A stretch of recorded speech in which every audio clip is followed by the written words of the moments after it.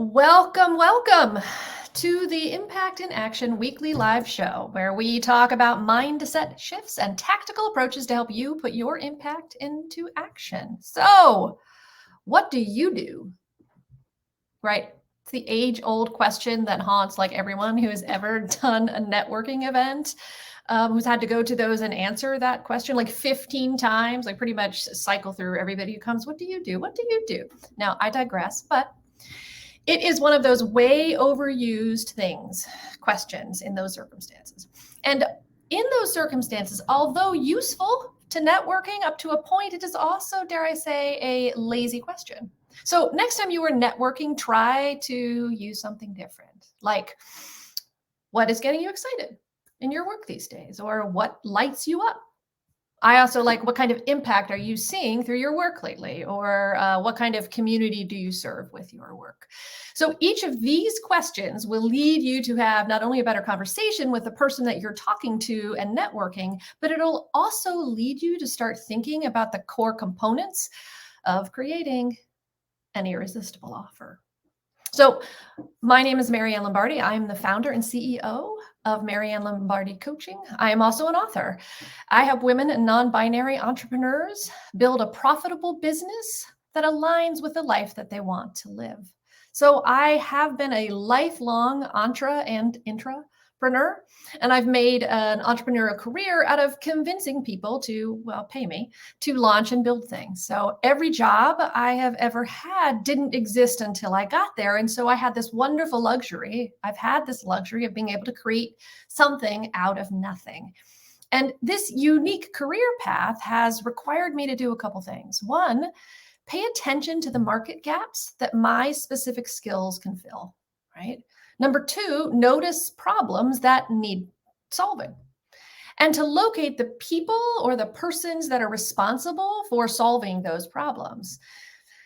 And also the individuals whose lives are going to be impacted and improved by those problems being solved. So this process that I have used to build a career out of is the same process that is necessary to create an irresistible offer. So let's dig into how we do that. So first, what is your offer? So your offer is a promise statement, right? It's a promise to your customer or to your client of the transformation, the experience that you will deliver with this product or service. So our progress and our profitability as business owners are stem from that offer, that irresistible offer. And often the challenges that we have, whether it's challenges in marketing or lead generation or sales or even our pitches, comes from that lack of clarity or specificity or even attractiveness of that offer. So as a service business, for instance, most of your clients hire you because working with you can do a couple of things, right? It can either save them money, right, or help them earn more money. It can either save them time, free up more time for them to do different things. It can also make them productive so that they can reach their goals faster or better with your help than they could do on their own, right? So for example, if you are a health coach, your clients may hire you because they can't reach their health goals on their own, and they trust that you can help them get there, that you can help transform their health faster and better than if they were doing it on their own, because maybe they have been trying it on their own and it hasn't been working. So they reach out to you, they seek you out because you can help them get it done better and faster. So your client has to choose whether and how much it's worth them to do that with you, to invest in your services to help them. Maybe you're a social media manager for small businesses, right? And like your client, again, comes to you to save them time that they could be using on their business in other ways, right? Because they're a small business, they have 852 things to do all the time. So they're seeking you out to help them save them time. And secondarily, right, they also may be reaching out to you so that they can increase their revenue, because if they're more visible and more consistent on social media, that will have an impact on their revenue. So the question is it worth their investment? They have to make a decision. Is working with you, is what you offer worth their investment? So the job of the offer is to make it clear to your customer how you will help them transform, and then also make it clear that it is darn well worth their investment to be working with you. Now, there are a million health coaches and social media coaches out there.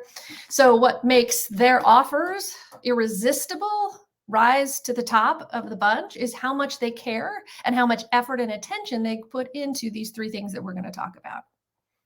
Number one is understanding the problem that you're solving. And this is being really specific about it, right? Because often, like that question in networking, we start with what we do, which is important to know, but it puts the focus on you when we need to be putting the focus on our customer first. So what problem are you solving for them?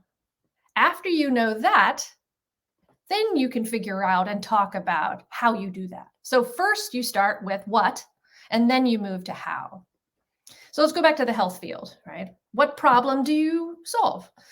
Maybe you solve helping people figure out how to transition into a vegan lifestyle, okay?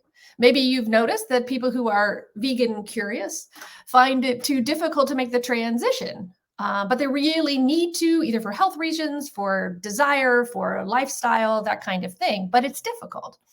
So that's the what. The how is, how do you solve that problem? Maybe you provide a 30-day done-for-you meal planning service, and it has shopping lists, right?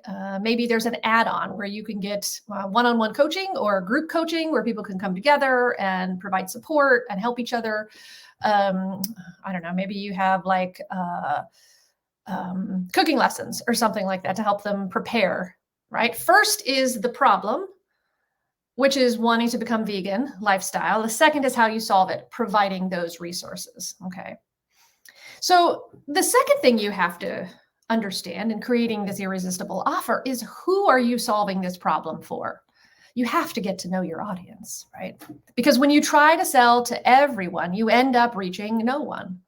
When you think you know what all people want, it's clear you haven't spent any time getting to know your people, okay? So my hope as an entrepreneur is that you are in it to help people, right? Please, I hope that is true, that you want to help people and not just help yourself to other people's cash, right? But to help them, you need to know who they are, right? Like you need to know them, and to cut through the noise of the market, that knowing needs to be clear, and it needs to be focused, and it needs to be attentive.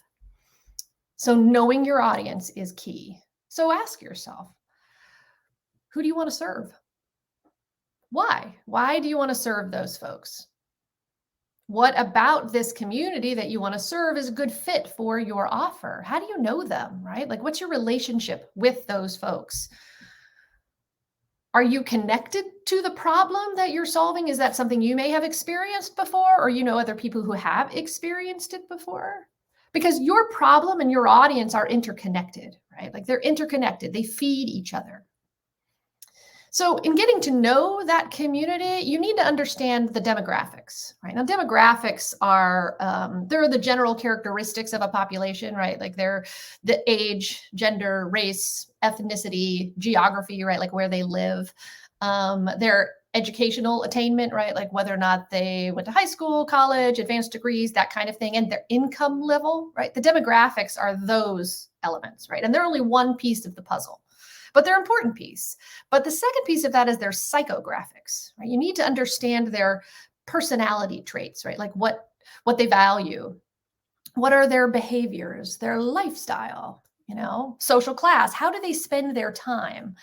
I heard somebody describe it once that the demographics explain who your buyer is, while the psychographics explain why your buyer then buys, right? So both of these things are vital to being able to offer something that's irresistible to those people. It's also essential for you to know how you reach that customer, because not everyone spends their time in the same place. Not everyone consumes content the same. People live in different places. They align with different brands. So knowing their demographics and their psychographics help you understand where to find them and what they do.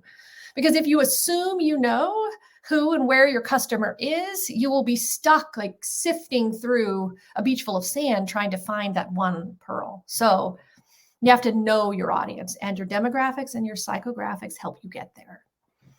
You also need to know, how does it feel for them to have that problem solved, right? Like Like, how important is it to them? How does it change their life?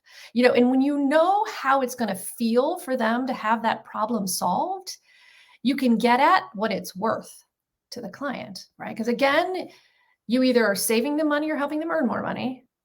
You're either saving them time to free up time to do other things, or you're helping them become more productive so they can reach their goals faster and better than they would be doing on their own. So let's go back to our vegans, right? So who wants to be a vegan? Who are those vegans? Why is it important to them to make that transition, right? Is it a medical need? Is it lifestyle? Are they married, right? Like, is it a couple who's going through this? Are they single? Also, how much does it cost to maintain a vegan lifestyle, right? And how does that play into who that audience you're reaching out to is and the approach that you will take? Who are other people, brands and brand ambassadors that are out there in the ether who represent the lifestyle that they enjoy, they follow, they spend time with, right? All of that is really important to understanding who that audience is. So the third thing that is key, right, is to know why you are the one to solve this problem. Like, what makes you unique?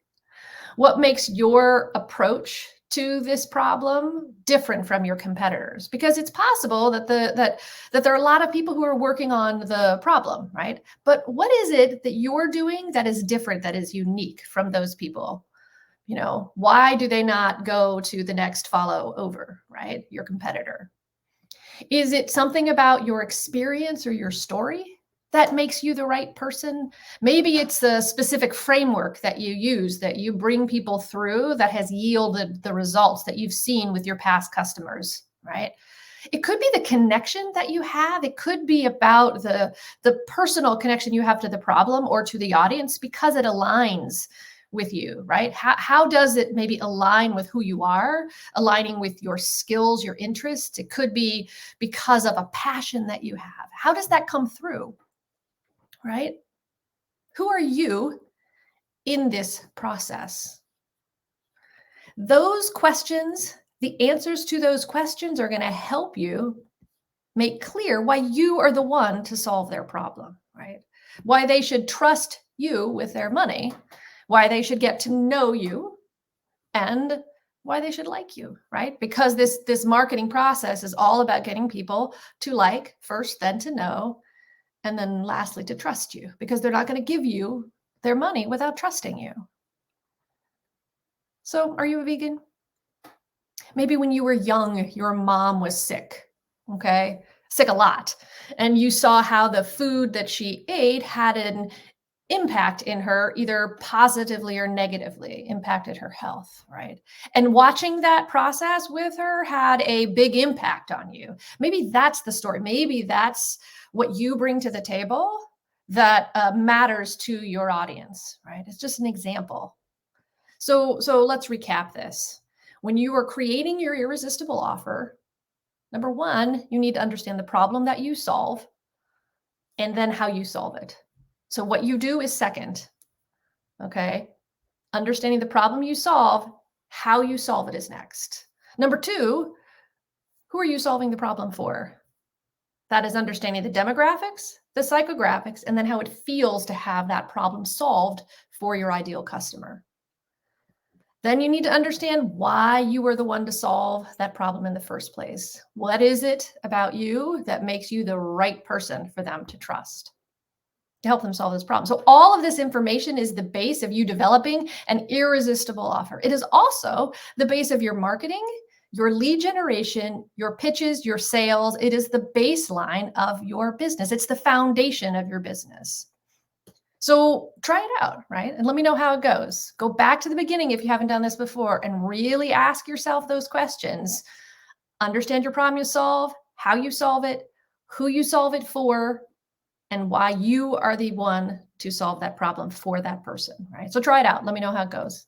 right? Which part of this is easy to answer and which part of it is harder? I think sometimes when we start to dig into it, what we thought was simple gets a little bit more complicated, but it gets exciting, right? Like once you start really getting to know your audience, you start to learn things about how to shape that offer and to shape those services in ways that are really compelling, right? And that can really strike a chord and find your audience in a really sharp way. So continuing to work on this, continuing to ask yourself and to not assume is a really important step to take when you're creating that offer. Okay. So try it out. Let me know how it goes. What's easy? What's difficult? Okay. And let's continue the conversation, right? You can jump in the Facebook group, Impact in Action group. So that's facebook.com/groups/Impact in Action group. And let's continue the conversation and let me know how it goes. All right. Till next time.